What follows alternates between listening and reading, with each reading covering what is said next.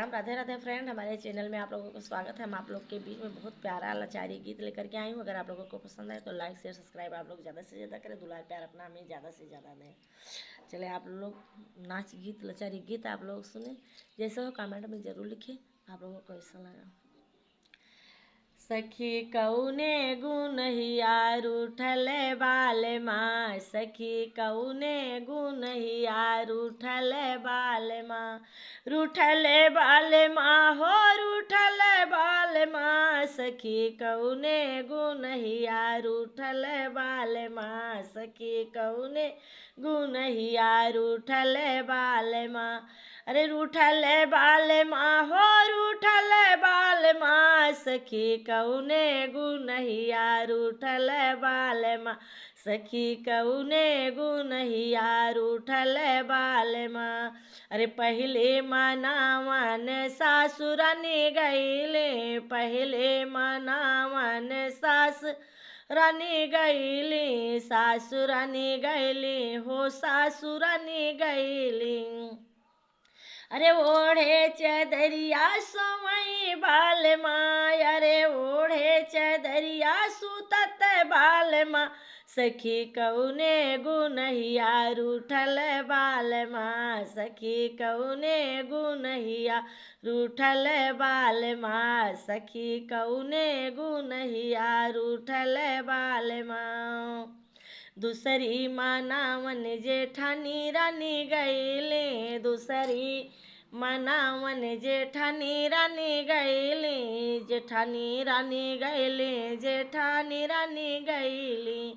अरे वो तो बुताए लाइटिया सुतत बाल माँ, वो तो बुताए ढेबरिया सुतत बाल माँ, सखी कौने गुनहिया रूठल बाल माँ, सखी कौने गुनहिया रूठल बाल माँ, सखी कौने गुनहिया रूठल बाल माँ, रूठल बाल माँ हो रूठल बाल माँ, रूठल बाल माँ हो रूठल बाल माँ, सखी कौने गुनहिया रूठल बाल माँ, सखी कौने गुनहिया रूठल बाल माँ।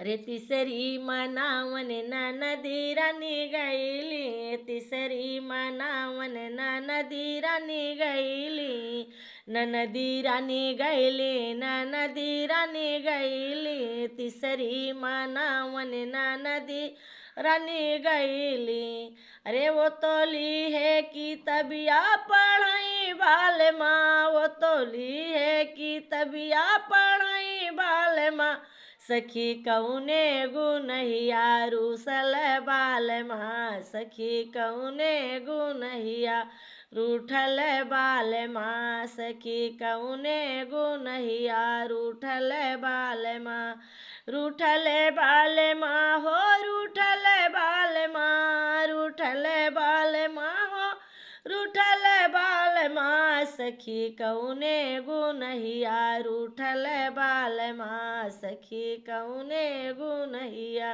रूठल बाल माँ। रे पचई मनावन हम धन गईल्यों, पचई मनावन हम धन गईल्यों।